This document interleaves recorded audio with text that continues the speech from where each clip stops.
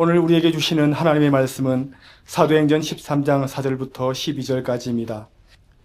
두 사람이 성령의 보내심을 받아 실루기아에 내려가 거기서 배 타고 구브로에 가서 살라미에 이르러 하나님의 말씀을 유대인의 여러 회당에서 전할세 요한을 수행원으로 두었더라. 온 섬 가운데로 지나서 바부에 이르러 바예수라 하는 유대인 거짓 선지자인 마술사를 만나니 그가 총독 서기오 바울과 함께 있으니 서기오 바울은 지혜 있는 사람이라 바나바와 사울을 불러 하나님의 말씀을 듣고자 하더라. 이 마술사 엘루마는 이 이름을 번역하면 마술사라. 그들을 대적하여 총독으로 믿지 못하게 힘쓰니 바울이라고 하는 사울이 성령이 충만하여 그를 주목하고 이르되 모든 거짓과 악행이 가득한 자요 마귀의 자식이요 모든 의의 원수여 주의 바른 길을 굽게 하기를 비치지 아니하겠느냐. 보라, 이제 주의 손이 내 위에 있으니 내가 맹인이 되어 얼마 동안 해를 보지 못하리라 하니 즉시 안개와 어둠이 그를 덮어 인도할 사람을 두루 구하는지라. 이에 총독이 그렇게 된 것을 보고 믿으며 주의 가르치심을 놀랍게 여기니라. 아멘. 하나님의 사랑과 생명을 세상으로 흘려보내는 하나님의 통로가 되기 위해서 구브로 섬 동쪽 항구 살라미에 도착한 바울과 바나바가 그곳에 있는 유대인의 여러 회당을 찾아다니면서 하나님의 말씀을 전했음은 이미 살펴보았습니다.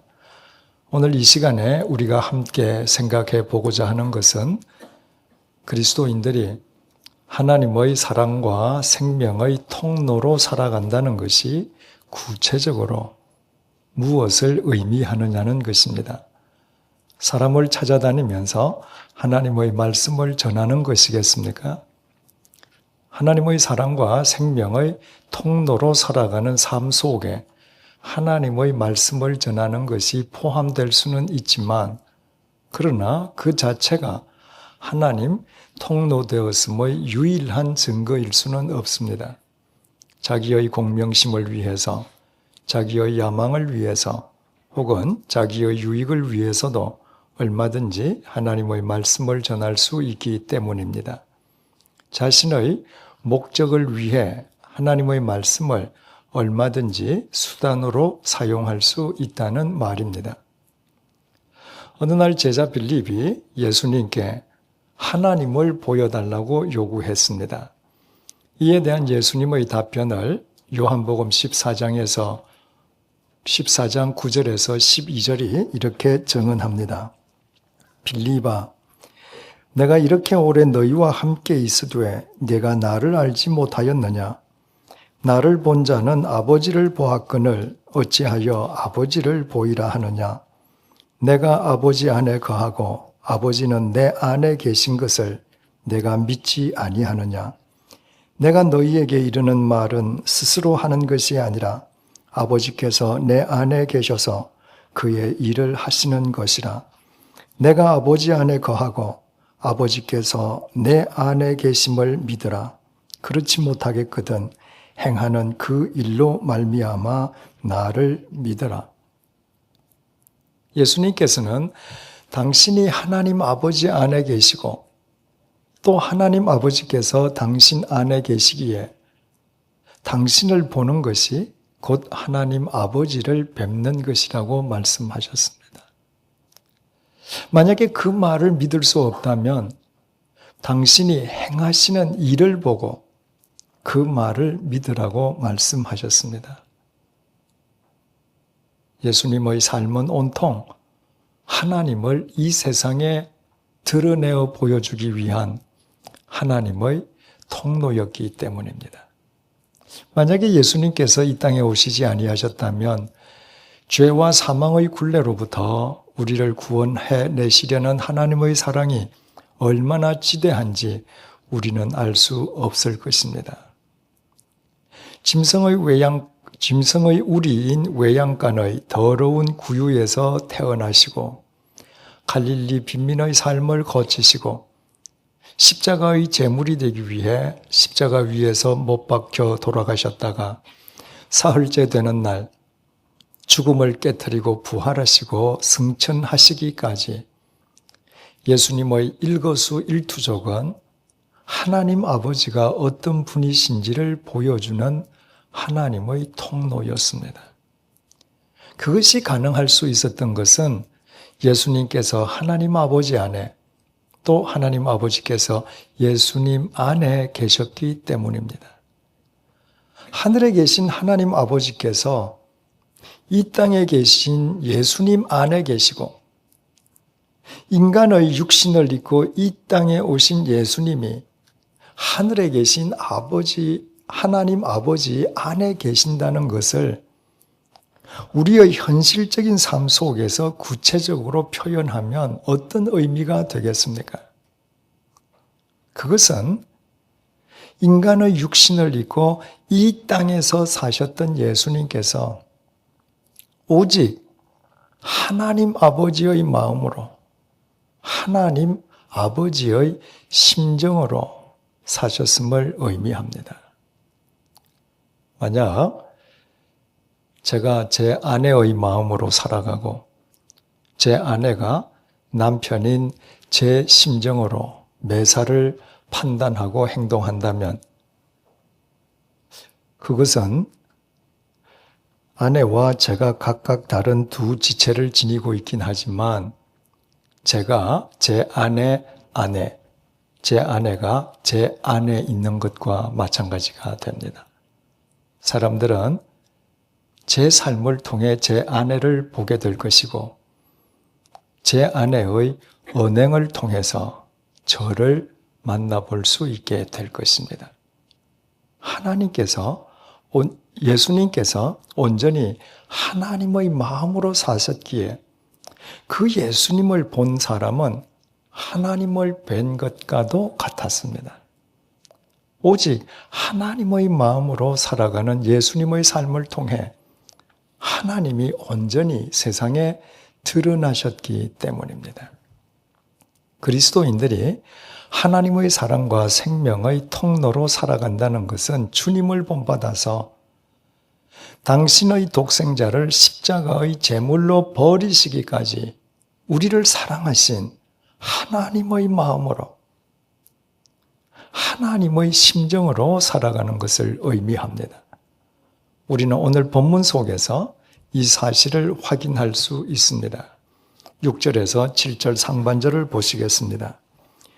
온 섬 가운데로 지나서 바보에 이르러 바 예수라 하는 유대인 거짓 선지자인 마술사를 만나니 그가 총독 서기오 바울과 함께 있으니 바나바와 바울은 그들의 첫 번째 기항지였던 살라미를 출발해서 그곳에서 180km 떨어져 있는 구브로 서쪽 항구 바보에 도착했습니다. 바보에는 구브로 섬을 통치하는 로마 총독의 관저가 있었고 당시의 로마 총독 이름은 서기오 바울이었습니다.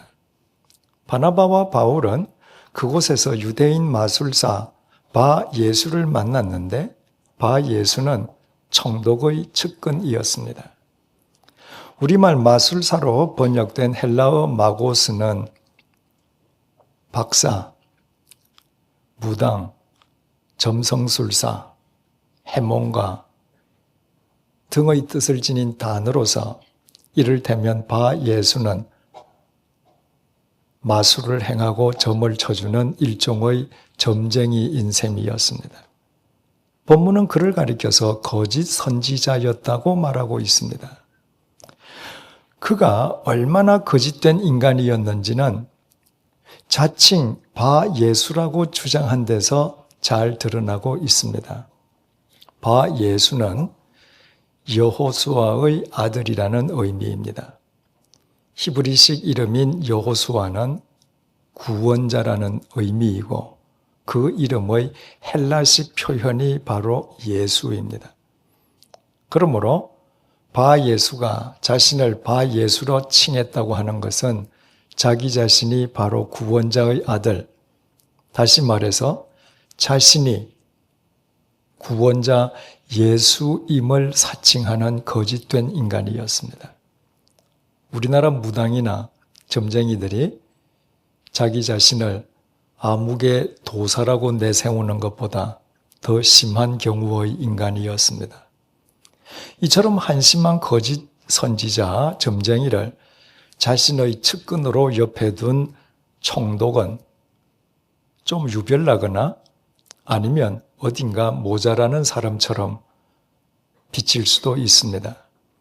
그러나 첨단 과학 시대라고 하는 오늘날에도 유명 점쟁이들은 성업을 이루고 있고 일간지에 오늘의 운세니, 별자리 운세니 버젓이 게재되고 있습니다.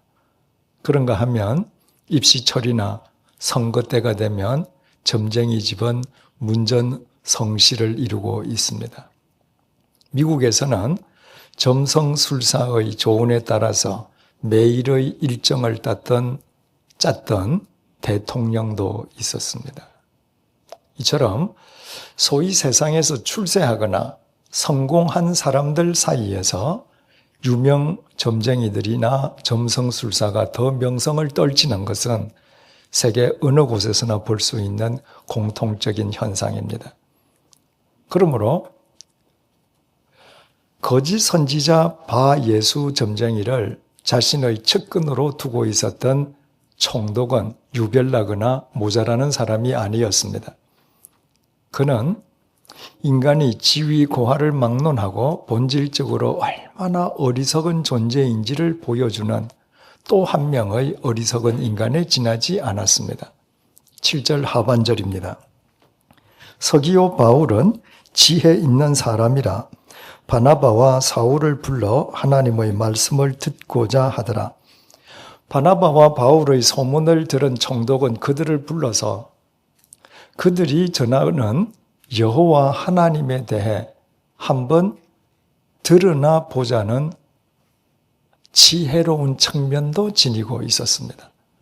그러나 그것은 창조주 하나님이 누구신지 알아서 하나님을 경외하려는 영적 지혜가 아니었습니다. 당시 로마 사회는 잡신들을 섬기는 다신 사회였고 구브로 역시 예외가 아니었기에 바나바와 바울이 전한다는 여호와 하나님이 대체 누군지 한번 알아나 보자는 지적 호기심일 뿐이었습니다. 그러나 그 동기가 어떻든 상관없이 총독에게 직접 하나님의 말씀을 전하고 가르칠 수 있는 기회를 포착한 바나바와 바울의 기쁨이 얼마나 컸겠습니까? 바로 그 일을 위해서 자신들이 성령의 보내심을 받은 만큼 총독에게 하나님의 말씀을 제대로 전하기 위해서 혼신의 힘을 기울이려 하지 않았겠습니까? 그런데 뜻밖에도 그들 앞에 복병이 나타났습니다. 8절을 보시겠습니다. 이 마술사 엘루마는 이 이름을 번역하면 마술사라 그들을 대적하여 총독으로 믿지 못하게 힘쓰니 그 복병은 다름 아닌 거짓 선지자 점쟁이 바예수였습니다. 바예수는 엘루마라는 또 하나의 이름을 지니고 있었습니다. 엘루마는 헬라어 마고스를 외래어로 표기한 것입니다.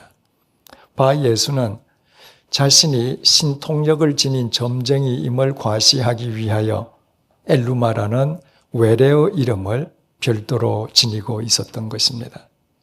그 거짓 선지자 점쟁이 바예수가 바울과 바울이 전하는 하나님의 말씀을 믿지 못하도록 방해꾼으로 나섰습니다. 거짓이 가장 두려워하는 것은 진실이요 진리임은 동서고금을 막론하고 예외가 아닙니다. 원문에 사용된 동사 디아스트랩호는 왜곡하다는 의미입니다. 바예수는 바울과 바나바가 총독에게 하나님의 말씀을 전하는 쪽쪽 총독이 그 말을 믿지 못하도록 구구절절 하나님의 말씀을 왜곡해버렸습니다. 그 이유는 간단했습니다. 만약에 총독이 바울과 바나바가 전하는 하나님을 믿는다면 그동안 총독 곁에서 각종 이권을 누려왔던 자신의 위치가 위태로워질 것이 뻔했기 때문입니다. 총독의 측근이었던 바 예수는 전혀 총독을 사랑하지 않았습니다.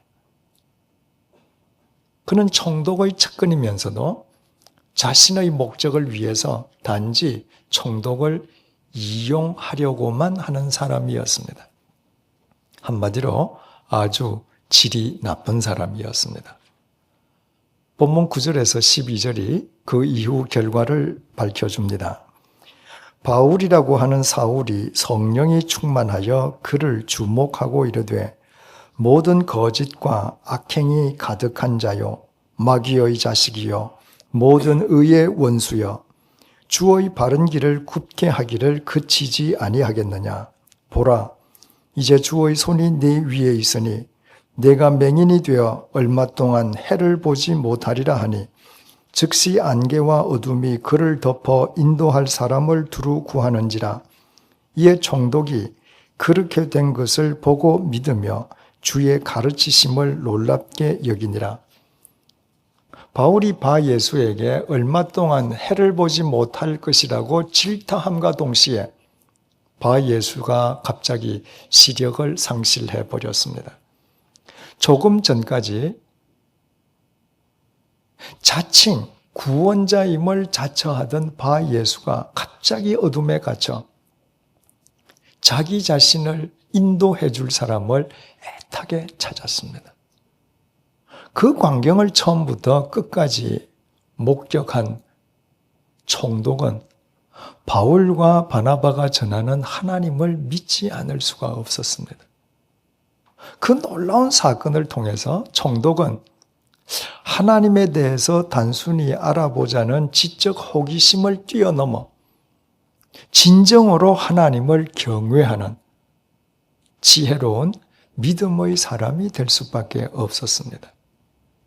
바울이 구브로 섬의 바보까지 찾아가서 생면부지의 관계인 총독에게 혼신의 힘을 다해 하나님의 말씀을 전한 것이 하나님의 사랑이었다면 총독의 영혼을 무너뜨리기 위해서 하나님의 말씀을 왜곡까지 하는 바 예수의 불의를 물리치기 위해 그의 눈을 어둡게 한 것은 하나님의 정의였습니다.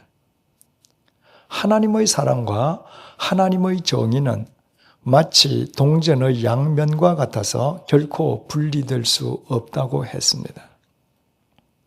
하나님의 사랑에 토대하지 않는 정의는 폭력일 뿐이요. 하나님의 정의와 무관한 사랑은 도리어 인간을 망치는 마약일 따름이라고 했습니다.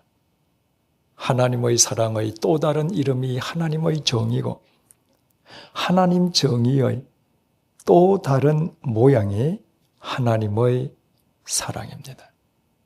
이런 관점에서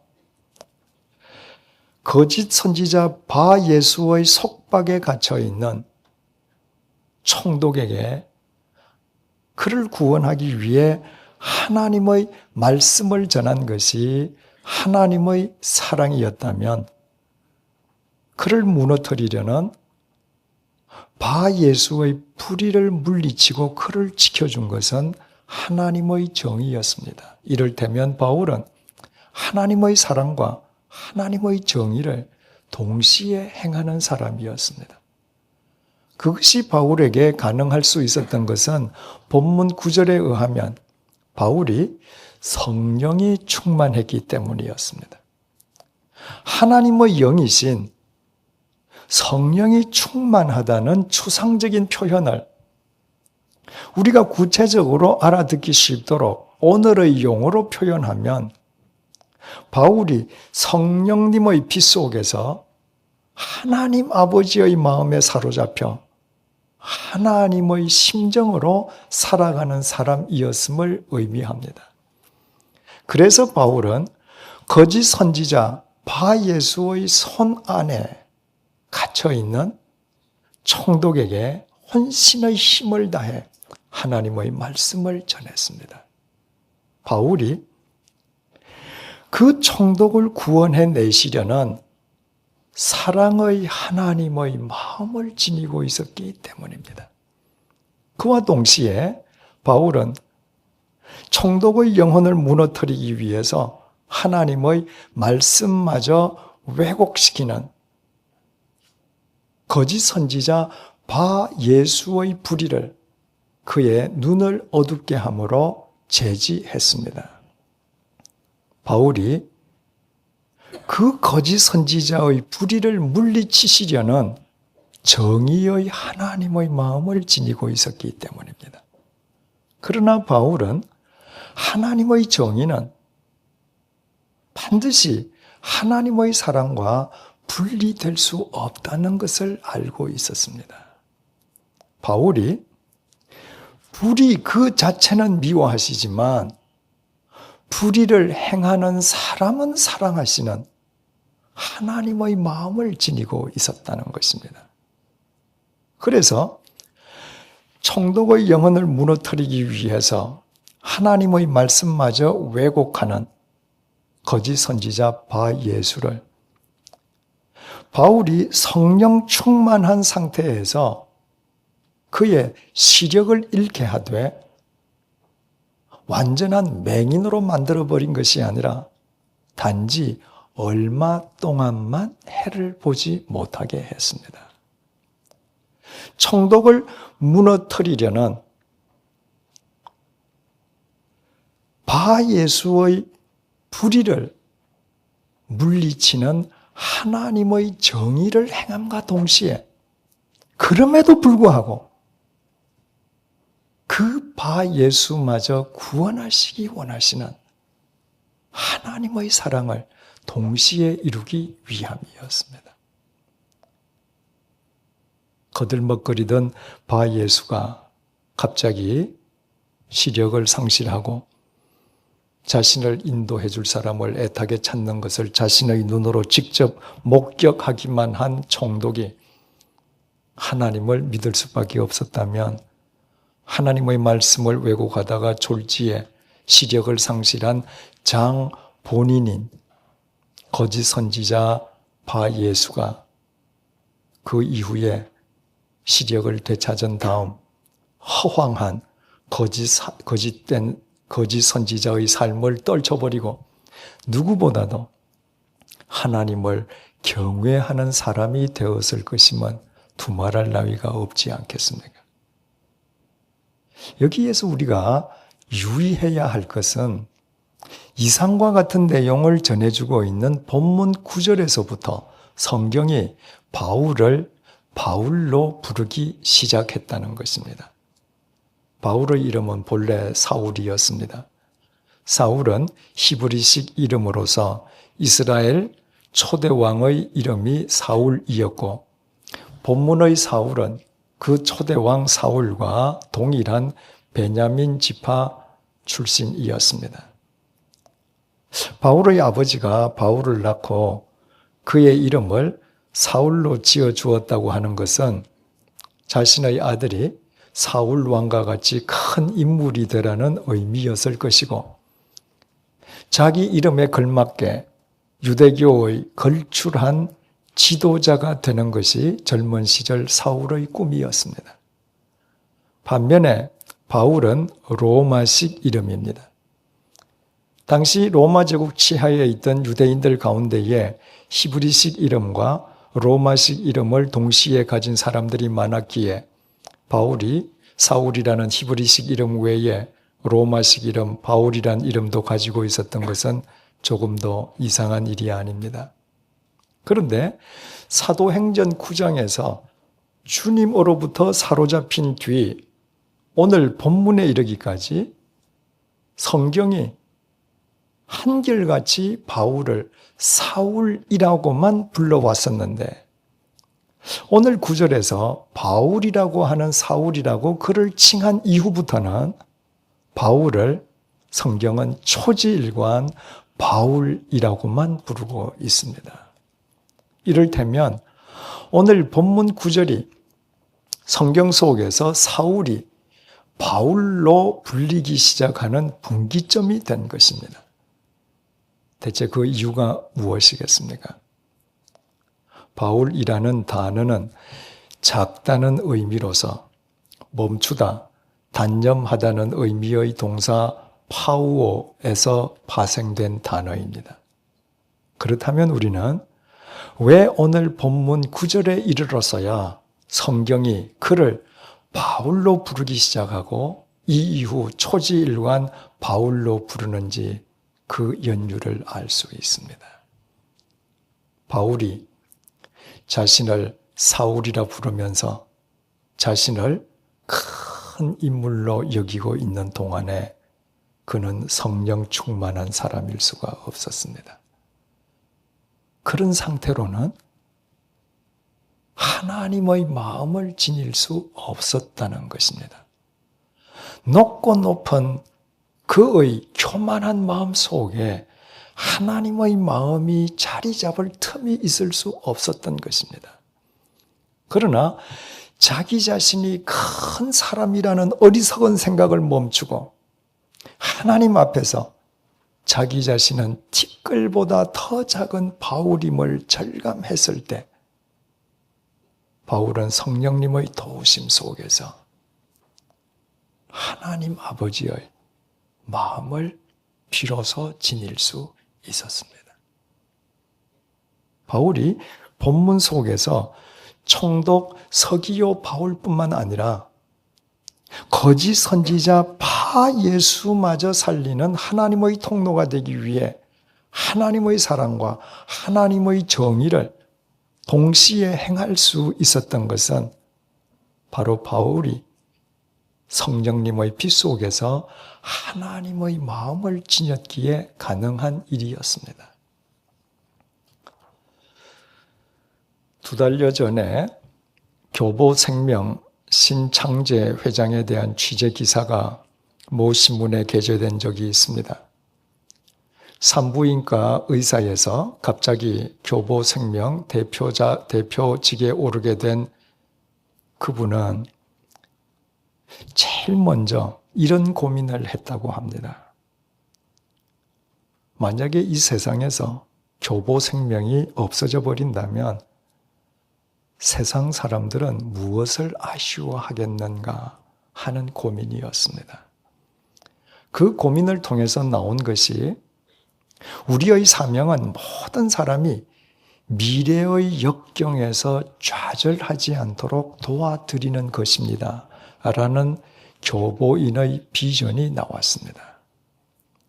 그분은 보험의 요체는 사랑과 정의고 윤리 경영이나 사회적 책임 경영은 모두 이를 위함이라고 말을 했습니다. 그분에게 모든 사람이 미래의 역경에서 좌절하지 않도록 기업이 사람을 돕는 것이 사랑이라면 그것이 가능할 수 있도록 자신의 기업을 윤리적으로 경영하고 기업의 사회적인 책임을 다하는 것은 정의였습니다. 저는 그분이 주님을 믿는 그리스도인인지 아닌지 알지 못합니다. 그러나 그분은 사랑과 정의는 결코 분리할 수 없다는 것을 알고 자신의 기업을 통해 그 양자를 모두 구현하려고 애쓰는 기업인이었습니다. 그런 기업인이, 그런 사람들이 우리 사회에 많아진다면 이 세상은 얼마나 훈훈해지겠습니까? 많은 사람이 사랑을 외치면서도 정의에는 둔감한 사람들이 많습니다. 하나님의 정의를 외면한 인간의 사랑은 인간을 살릴 수도 없을 뿐더러 세상을 새롭게 할 수도 없습니다. 정의를 외치면서도 정의의 또 다른 이름인 사랑을 외면하는 사람들도 많이 있습니다. 하나님의 사랑을 토대로 하지 아니한 인간의 정의는 정의를 외치면 외칠수록 사람을 죽이고 사람과 사람의 편을 나눌 뿐 이 사회와 민족을 결코 통합시킬 수 없습니다. 오늘은 죄와 사망으로부터 우리를 구원해내시기 위해서 2000년 전에 주님께서 이 땅에 오신 주님의 성탄을 기리는 대림절 넷째 주일입니다. 하나님을 보여달라고 요구하는 빌립에게 나를 본 자는 아버지를 보았거늘 어찌하여 아버지를 보이라 하느냐고 반문하신 예수님께서는 내가 아버지 안에 있고 아버지께서 내 안에 계신다고 말씀하셨습니다. 그 말씀의 의미는 육신을 입고 이 땅에 오신 주님께서 온전히 하나님의 마음으로 사셨음을 의미한다고 했습니다. 그 주님께서 요한복음 14장 19절에서 20절을 통하여 또 이렇게 말씀하셨습니다. 조금 있으면 세상은 다시 나를 보지 못할 것이로되 너희는 나를 보리니 이는 내가 살아있고 너희도 살아있겠음이라. 그 날에는 내가 아버지 안에 너희가 내 안에 내가 너희 안에 있는 것을 너희가 알리라. 그 날이란 예수님의 고난과 부활 승천에 이어 성령님께서 강림하시는 때를 의미합니다. 성령님께서 임하시면 성령님의 빛 속에서 하나님 안에 거하고 계시는 예수 그리스도 안에서 우리도 하나님 아버지의 마음을 지닐 수 있다는 것입니다. 우리의 힘으로나 능력으로는 전혀 불가능한 일이지만 하나님의 영이신 성령님의 빛 속에서 성령님의 도우심에 의해서는 우리가 예수 그리스도 안에서 얼마든지 하나님의 마음을 품고 살아가는 그리스도인이 될 수 있다는 것입니다. 그렇다면 우리 각자 한번 생각을 해보십시다.